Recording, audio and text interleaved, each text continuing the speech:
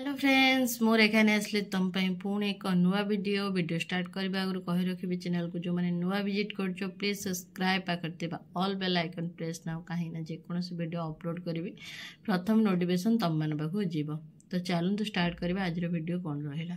Core 13 आम sir जाइए core 14 यहाँ आमर 6 सेमिस्टर पिलांई जोटा कि आम संस्कृत ऑनर्स पिलांई रोचे कत आमर कोर 13 कोर 14 आउ डीएससी 3 प्रोजेक्ट पेपर ये सब रहा सिलेबस रे अच्छी। तो आमर कोर 13 खत्म हो जाइए। कोर 14 आमर ज्योतिष शास्त्र एंड वास्तुशास्त्र थिला। ज्योतिष शास्त्र मु सब सारी देइछि, वास्तुशास्त्र रहिला। चलो आज देखिबा वास्तुशास्त्र लॉन्ग क्वेश्चन कौन सब रही। ओके देखिए चलो मैं आसीगले वास्तुशास्त्र देखिबा। फास्ट लॉन्ग क्वेश्चन कौन रहिला। वास्तुरत्नाकरस्य उपरि एक विहंगावलोकनम कुरुतम। ओके वास्तुविद पंडित श्री बिंदेश्वरी प्रसाद द्विवेदी बनारस अधिवासी अटंती। तांको जीवन रे अध्यापना वृत्ति थिला मात्र ज्योतिष तथा वास्तुशास्त्र अध्ययन एवं आकलन प्रवृत्ति थिला। मनुष्य सांसारिक जीवन में जो सब गुरुत्वपूर्ण पदक्षेप निए से मध्यरु गृह एवं गृहिणी प्रधान अटंती।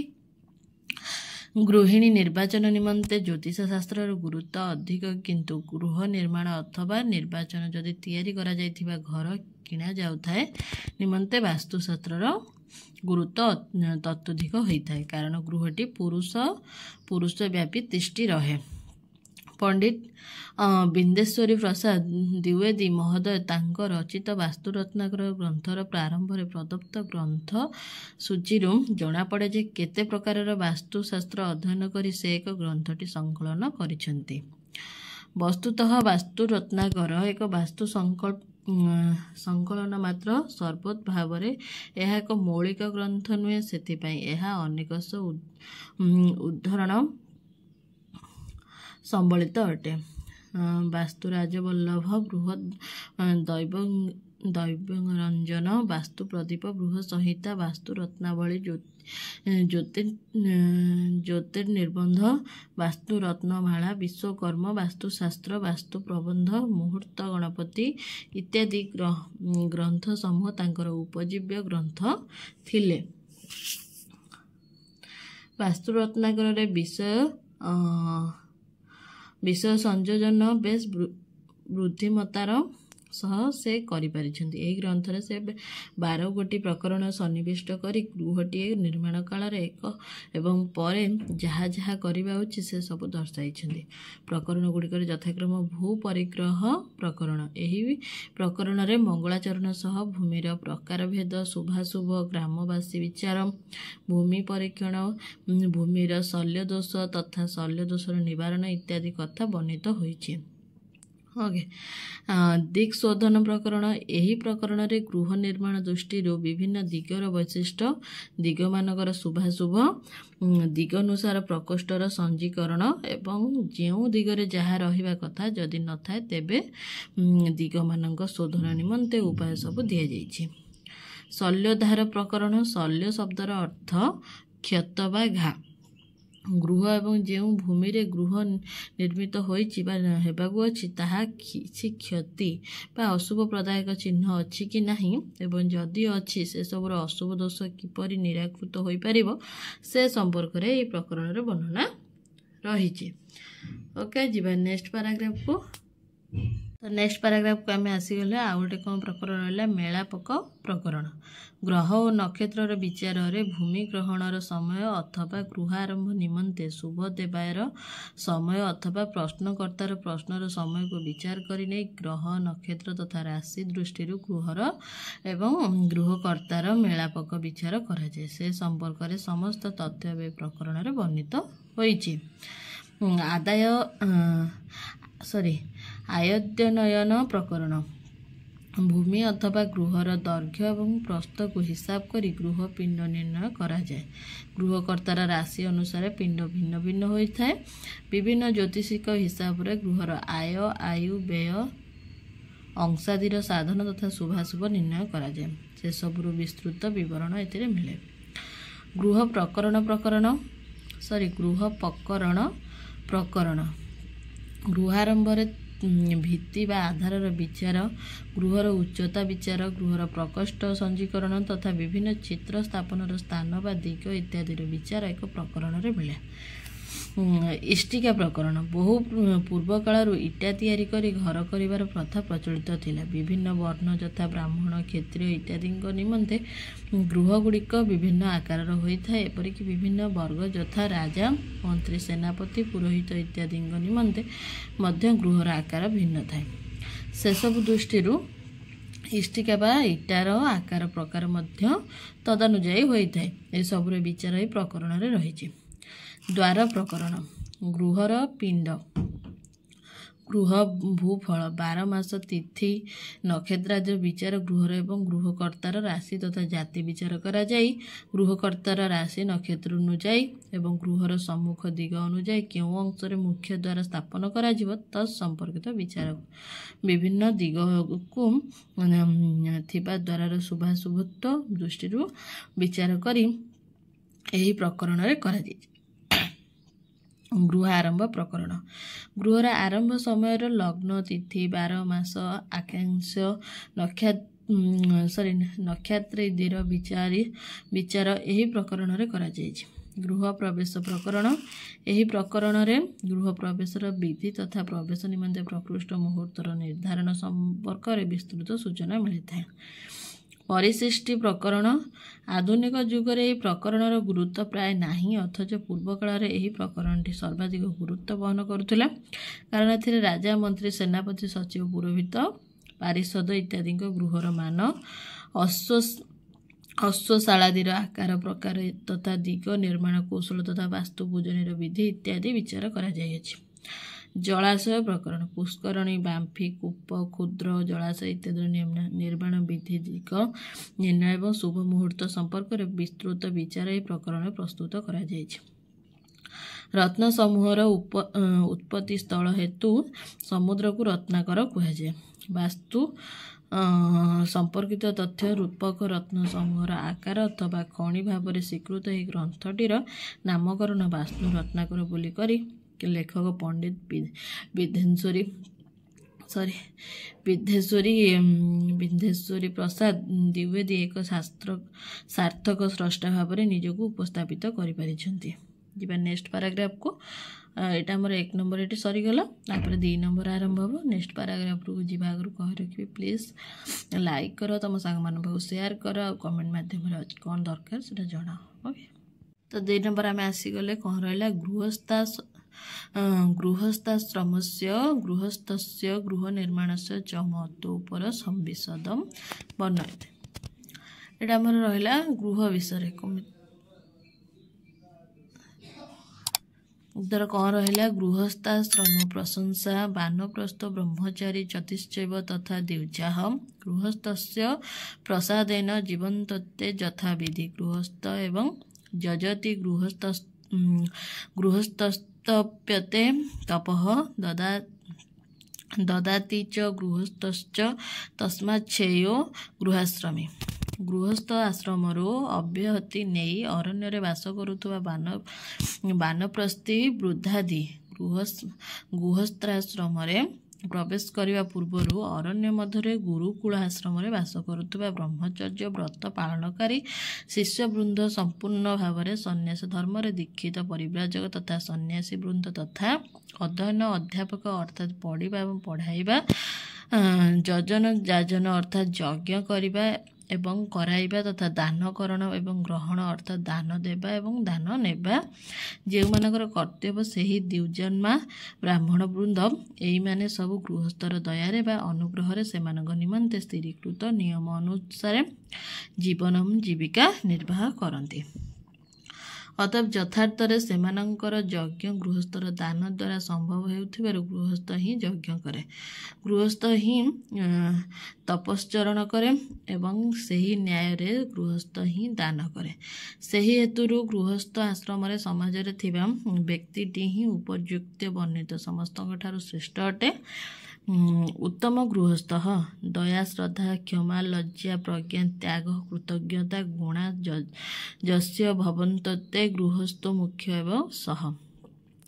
ମତ୍ସ୍ୟ ପୁରାଣରେ ବ୍ୟାସଦେବ କହନ୍ତି, ଦୟା, ଶ୍ରଦ୍ଧା, କ୍ଷମା, ଲଜ୍ଜା, ପ୍ରଜ୍ଞା, ତ୍ୟାଗ, କୃତଜ୍ଞତା, ଅନ୍ୟ ପାଇଁ କରୁଣା, ସ୍ନେହ, ଅନ୍ୟ ଦ୍ୱାରା କରାଯାଇଥିବା ଦୋଷ ମାର୍ଜନା କରିବା, କୁକର୍ମରେ ଲିପ୍ତ ହେବା ପାଇଁ କୁଣ୍ଠା ବା ଲଜ୍ଜା, ନୂଆ ନୂଆ ସକାରାତ୍ମକ ବୃଦ୍ଧି ବା ପ୍ରଜ୍ଞା, ଅନ୍ୟର ଉପକାର ପାଇଁ ନିଜେ କଷ୍ଟ ସ୍ୱୀକାର କରି ନିଜର ସୁଖ ସ୍ୱାଚ୍ଛନ୍ଦ୍ୟକୁ ପରିତ୍ୟାଗ କରିବା ବା ତ୍ୟାଗ ତଥା ଅନ୍ୟ କାହା ଦ୍ୱାରା କରାଯାଇଥିବା ଉପକାରକୁ ସ୍ମରଣ କରିବା ଏବଂ ସୁଯୋଗ ପାଇବା ମାତ୍ରେ ତାର ପରିଶୋଧ ପାଇଁ ଚେଷ୍ଟା କରିବା ଅର୍ଥାତ୍ କୃତଜ୍ଞତା। ଏହିସବୁ ଗୁଣଗାନ ଯାହାଠାରେ ରହିଥାନ୍ତି ସେହି ଗୃହସ୍ଥ ହିଁ ସର୍ବଶ୍ରେଷ୍ଠ ଅଟେ। ଗୃହସ୍ଥସ୍ୟ କ୍ରିୟାଃ ସର୍ବାନ ସିଦ୍ଧ୍ୟନ୍ତି ଗୃହଂ ବିନା ଯତସ୍ତସ୍ମାତ୍ ଗୃହାରମ୍ଭ ପ୍ରବେଶ ସମୟୋ ବ୍ରୁବେ। ଯେହେତୁ ଘର ନଥିଲେ ଗୃହସ୍ଥ ଦ୍ୱାରା ଆଚରଣ କରାଯାଉଥିବା କାର୍ଯ୍ୟ ଯଥା ଶ୍ରୌତ ଅର୍ଥାତ୍ ବେଦ ଦ୍ୱାରା ନିର୍ଦ୍ଦେଶ କରାଯାଇଥିବା ଏବଂ ସ୍ମାତ ଅର୍ଥାତ୍ ସ୍ମୃତି ଶାସ୍ତ୍ର ବା ଧର୍ମଶାସ୍ତ୍ର ଦ୍ୱାରା ଆଚରଣ କରାଯାଉଥିବା କ୍ରିୟାକଳାପ ସିଦ୍ଧିପ୍ରାପ୍ତ ହୁଅନ୍ତି ନାହିଁ, ସେହି ହେତୁରୁ ଘର ଆରମ୍ଭ କରିବା ଅର୍ଥାତ୍ ଘରର ଶୁଭ ପକାଇବା ଏବଂ ପ୍ରତିଷ୍ଠା କରି ଗୃହରେ ପ୍ରବେଶ କରିବା ଉପଯୁକ୍ତ ସମୟ ସମ୍ପର୍କରେ କୁହାଯାଇଅଛି। ପରଗେଃ କୃତାଃ ସର୍ବାଃ ଶ୍ରୋତ୍ର ସ୍ମାତକ୍ରିୟା ଶୁଭାଃ ନିଷ୍ଫଳାଃ ସୂର୍ଯ୍ୟୋତ୍ତସ୍ତାସାଂ ଭୂମିଶ ଫଳପ୍ନୁତେ। ଯିବା ନେକ୍ସଟ ପାରାଗ୍ରାଫ କ'ଣ ଦେଖିବା। ପରବର୍ତ୍ତୀ ପାରାଗ୍ରାଫକୁ ଆସିଲେ, ପର ଘରେ କରାଯାଉଥିବା ସକଳ ବୈଦିକ ଏବଂ ଧର୍ମଶାସ୍ତ୍ରାନୁମୋଦିତ ଶୁଭ କାର୍ଯ୍ୟବଳୀ ନିଷ୍ଫଳ ହୋଇଥାନ୍ତି। ଯେହେତୁ ସେ ସବୁ କ୍ରିୟାଗୁଡ଼ିକର ଯେଉଁ ଭୂମିରେ ସେହି ସବୁ କାର୍ଯ୍ୟବଳୀ ଅନୁଷ୍ଠିତ ହୋଇଥାଏ ସେହି ଭୂମିର ଅଧିପତି ହିଁ ଲାଭ କରିଥାନ୍ତି। ଗୃହ ନିର୍ମାଣ ମହତ୍ତ୍ୱ। କୋଟିଘ୍ନଂ ତୃଣଜେ ପୁଣ୍ୟ ମୃଣ୍ମୟ ଦଶଗୁଣମ୍ ଐଷ୍ଠିକେ ଶତକୋଟିଘ୍ନ ଶୈଳେ ନତଂ ଫଳଂ ଭବେତ୍। କୁଟା, ସବାଇ ଘାସ ଇତ୍ୟାଦି ଦ୍ୱାରା ଗୃହ କୋଟି ସଂଖ୍ୟକ ବାଧା ହରଣ କରେ। ମାଟିରେ ତିଆରି ଘରେ ତାର 10 ଗୁଣ ପୁଣ୍ୟ ହୁଏ। ଇଟାରେ ତିଆରି ଘରେ 100 କୋଟି ବିଘ୍ନ ବିନାଶକ ହୁଏ ଏବଂ ପଥରେ ଘର କଲେ ଅନନ୍ତ ପୁଣ୍ୟ ଫଳ ଲାଭ ହୋଇଥାଏ। 3 ନମ୍ବର ଆମର କ'ଣ ରହିଲା, ବାସ୍ତୁଶାସ୍ତ୍ରାନୁସାରତଃ ଗୃହାରମ୍ଭ ପ୍ରାକ୍ କିମ୍ କିମ୍ କଥଂ ବା ବିଚାରଣୀୟ। ଦେଖ ମୋ ଦେହ ଭଲ ନାହିଁ, ସେଥିପାଇଁ ତ ମୁଁ ଭିଡ଼ିଓ ଅପଲୋଡ଼ କରି ହେଉନଥିଲା। ତ ଆମର କ'ଣ ରହିଲା, ଗ୍ରାମାଦେରନୁକୂଳତଂ ଦିଶୋ ଭୂତଗ୍ରହସ୍ୟ ଚ ଗୃହଧିଷ୍ଠାଦିକଂ ସୁଦମ୍ ବିକ୍ଷାୟ ବ୍ୟାୟମ୍ ସଂକାନମ୍ ସୁଗେହମ୍ ରଚୟଧିମାନ୍ ବାସ୍ତୁଶାସ୍ତ୍ରାନୁସାରତଃ। ଗୃହର ଆରମ୍ଭ ପୂର୍ବରୁ ବିଚାର ଯୋଗ୍ୟ ବିଷୟବସ୍ତୁ। ଗାଁ ଇତ୍ୟାଦିର ନୂତନ ଭାବରେ ବାସ କରିବାକୁ ହେଲେ ଶୁଭାଶୁଭ ଦିଗମାନଙ୍କର ଏବଂ ଗୃହ ନିମନ୍ତେ ଭୂମି ଅଧିଗ୍ରହଣ କରାଯାଇଥିବା ଇତ୍ୟାଦି ପଞ୍ଚ ମହାଭୂତର ଅନୁକୂଳତା କଥା ବିଚାର କରି ଗୃହର ଏବଂ ଅଜ୍ଞାଗାର ବା ଯଜ୍ଞବେଦୀ ବିଷୟର ଆୟତନ ଇତ୍ୟାଦିର ଅନୁକୂଳତାକୁ ଅର୍ଥାତ୍ ପିଣ୍ଡକୁ ଭଲ ଭାବରେ ବିଚାର କରି ଦେଖି ପ୍ରସ୍ତାବିତ ଗୃହର ଆୟ ବ୍ୟୟ ବାର ନକ୍ଷତ୍ର ଗ୍ରହ ରାଶି ଇତ୍ୟାଦିର ଅଂଶର ବିଚାର କରି ବୁଦ୍ଧିମାନ ବ୍ୟକ୍ତି ବାସ୍ତୁଶାସ୍ତ୍ର ଅନୁସାରେ ଉତ୍ତମ ଘରଟିଏ ତିଆରି କରିବା ଉଚିତ। ଆୟାଦି ବାସଗୃହର ଯୋଗ୍ୟତା ନିର୍ଣ୍ଣୟ ନିମନ୍ତେ ଜ୍ୟୋତିଷ ଶାସ୍ତ୍ର ବାସ୍ତୁଶାସ୍ତ୍ରରେ ଗୃହର ଆୟ ବ୍ୟୟ ଆୟୁ ଯୋନି ନକ୍ଷତ୍ର ତିଥି ବାର ଲଗ୍ନ ଜାତି ବା ବର୍ଣ୍ଣ ଅଂଶ ଦିଗ ତଥା ଗର୍ଭ କଥା ବିଚାର କରାଯାଏ।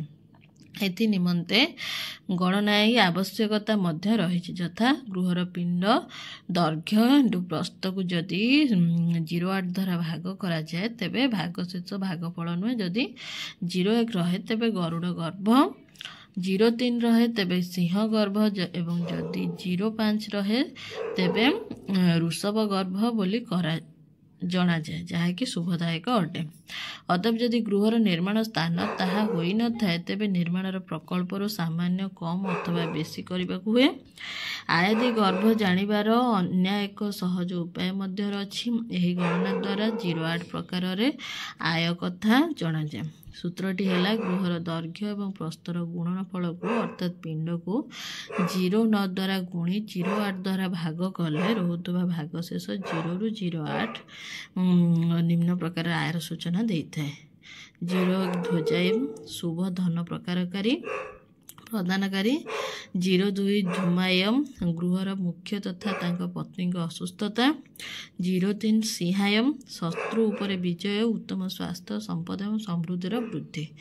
नेक्स्ट पैराग्राफ को जीवा देखिए कौन रहा। नेक्स्ट पैराग्राफ कौन रहा 04 स्वास्थ्यम दुर्बल स्वास्थ्य और अपकृति 05 रही वृषभायम शुभ धन और भाग्यर उदय खरायम 06 गृहस्वामी पागल परिवार सदस्य अपमृत्यु 07 गजायम गृहस्वामी और गृहर सदस्य मान समृद्धिशाली 08 गृहस्वामी असुखी गृहरे अन्य माने मध्य दुखी तथा समस्या जर्जरित।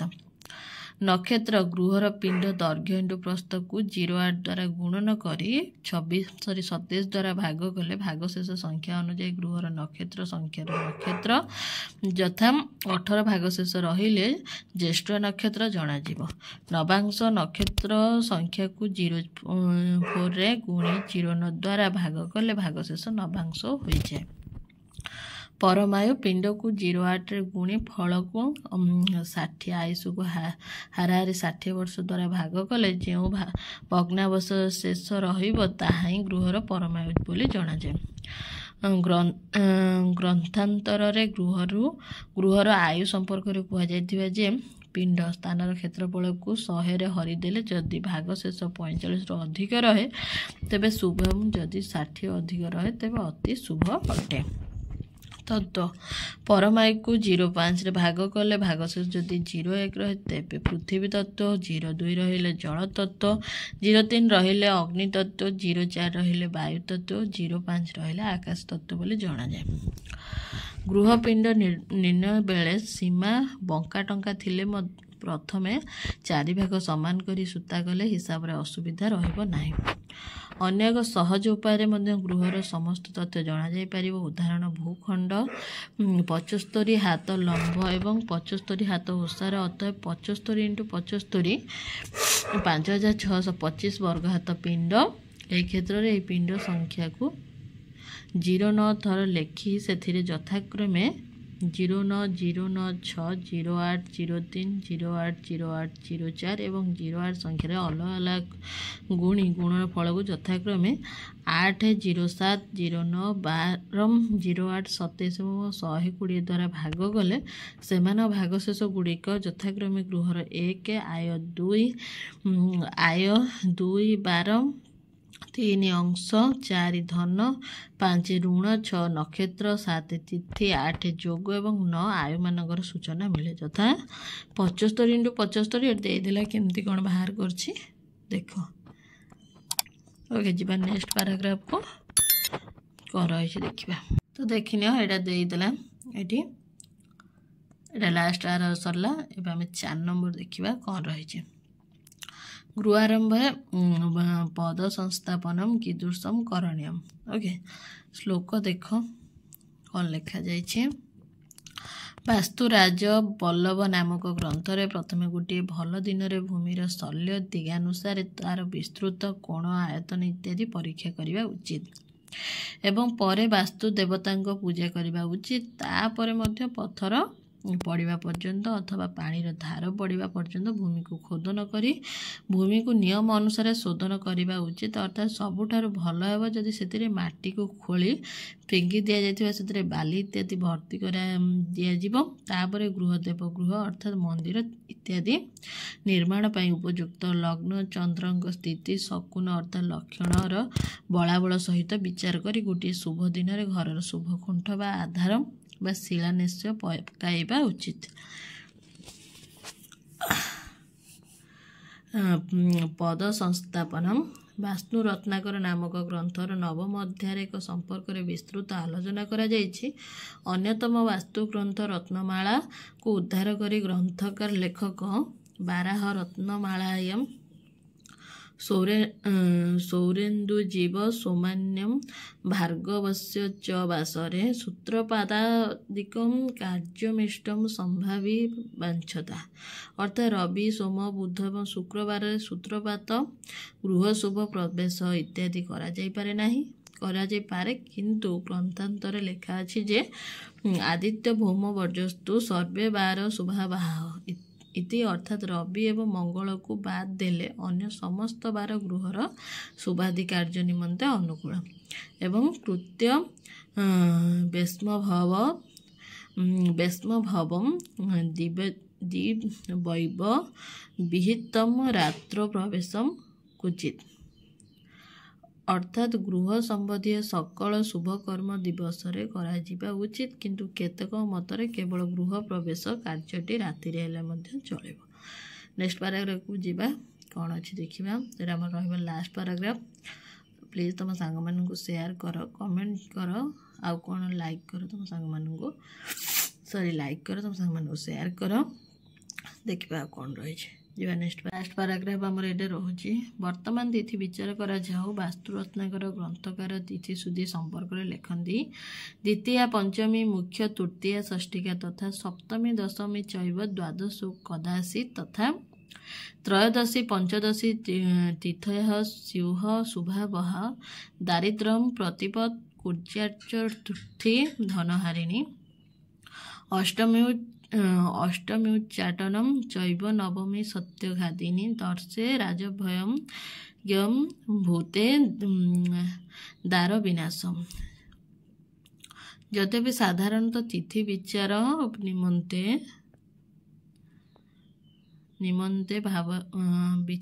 भावरे होइथाय यथा नंदा भद्रा जया तिक्ता पूर्ण लाभ कल्याण जश क्लेश इष्टसिद्धि। गृहारंभर शुभाशुभ विचार भिन्न अटे अर्थात द्वितीय तृतीय पंचमी षष्ठी सप्तमी दशमी त्रयोदशी और पूर्णमी दिन शुभारंभ निमंते शुभ दिगले शुभफल मिले अन्यथा प्रतिपदा दारिद्र्य अष्टमी मन व्यतिव्यस्त नवमी सन्न्यास चतुर्दशी पत्नी नाश और अमावास्या राजभय उत्पन्न होता है। ये रहिला आमर लास्ट पैराग्राफ सरला। तो चैनल एबे रोहुची पुणी देखा आउ एक नुआ वीडियो एंड करने आगु कही रखी चैनल को जो मैंने नुआ विजिट कर प्लीज सब्सक्राइब पाखर ऑल बेल आइकन प्रेस न कहीं जेकोसी वीडियो अपलोड प्रथम मुझे करी तुम मान नोटिफिकेशन जीव। देन मुझे रही पुणी देखा आउ एक नुआ वीडियो टाटा। प्लीज वीडियो को लाइक कर तुम शेयर कर माध्यम जनाओ कौन दरकार अच्छी कि कौटी कौन प्रोब्लेम रहा संशोधन करवा। तो रोचे पुणी देखा आउ एक वीडियो टाटा।